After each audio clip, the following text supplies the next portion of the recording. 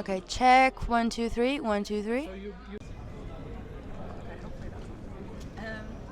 So both of your presentation mentioned saturation diving. So Alfredo, great talk. Okay, thank you. So I have a question, and it's selfish because it relates to deep and underwater habitats.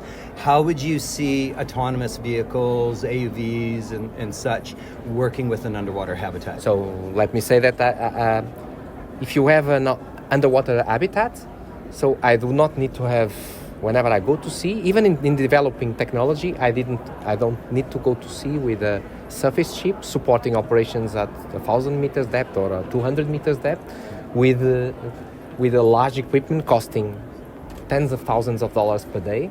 And so even from the development point of view, these autonomous and robotics and autonomous systems can be developed in a much easier way. From the user's point of view, like saying they are a tool in like your tanks and your equipment, so they are a tool for the scientists. They extend the range, they gather data where the diver is eating lunch inside, and then so there's a complement. So I see them as a really good match in terms of development. I think one of the things you mentioned was, like an autonomous vehicle being your buddy. That I'm the diver with the embedded knowledge and the dexterity of fingers, but I need the tool. Yeah.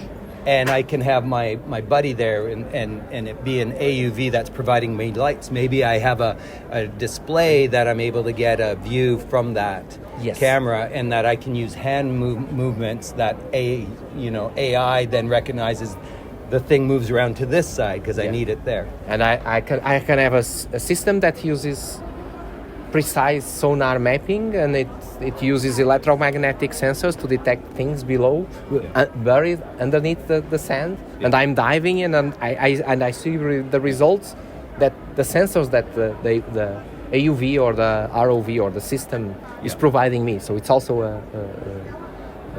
a way of having these sensors integrated in a human environment. Yeah. So I was thinking about some of your talks. You were talking about the energy.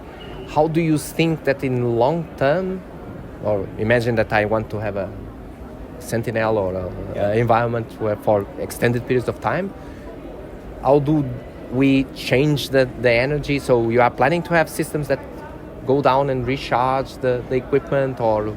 Yeah, absolutely. So right now we're taking a very holistic view to the operations specific to that environment and where it might be. So each habitat is meant to be autonomous. Although they can be and will be linked via umbilical to the surface. So we could have wind, solar, tidal, pressure differential type things. Hopefully into our near future for all of humanity, fusion becomes because the byproduct of that is helium, and that's a resource that we certainly need. So we're definitely open to all aspects. But right now the idea is that the autonomy of the system is that beside but not contained within would be battery banks, and from there those could be constantly recharged. Or for example, our support ship pulls up, plugs in, is able to charge the batteries, charge the gases, but it has this ability to, should weather states or should we not want a big footprint on the ocean surface, we want to be more subdued underneath, we can have that autonomy. Because I was thinking on things like having robots or systems that could help in the maintenance of the system, like transporting the energy there and picking up the gases and bring new gases from land from different ways in a way that reduces the footprint on surface, on the deployment and logistics. Absolutely. I mean, you have to imagine at the most basic housekeeping level, where we can see autonomy is that as soon as any habitat or anything's put in the water, life wants to stick to it. So what could be the autonomy of, the robotic sweeper, carpet cleaner that just simply moves itself along the habitat, and always just keeping the life from growing on it. Sure. Guys, perfect. Thank you very much. Enjoy the rest of the talks. Thank you.